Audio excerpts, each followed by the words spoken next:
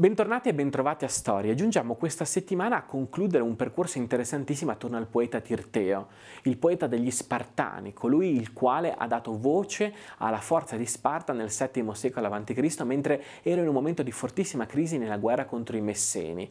Ebbene, questo Tirteo, poeta chiamato a guidare il popolo in un momento così complesso, dà voce agli Spartani affermando la forza della falange oplitica, la forza della collettività, sulla gloria del singolo, sul kleos del singolo, come invece facevano gli omerici. Gli eroi omerici erano eroi che per l'appunto puntavano tutto su loro stessi.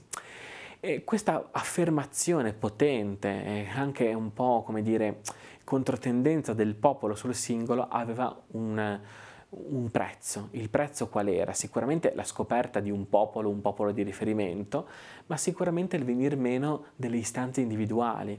Non c'era spazio per la crescita e per l'affermazione della propria individualità, della propria originalità, ma tutto doveva essere livellato all'interno di un corpaccione unico che doveva presentarsi compatto nel combattimento, ecco, doveva presentarsi compatto nei confronti del mondo esterno. Quindi Tirteo in qualche modo è cantore di una società che prova a imporsi, che prova a differenziarsi rispetto al mondo omerico, ma di una società che paga un prezzo altissimo, che paga il prezzo della perdita della creatività. Gli Spartani non sono passati alla storia per un popolo molto creativo, sono passati alla storia come un popolo forte, come un popolo valoroso, come un popolo privo di individualità.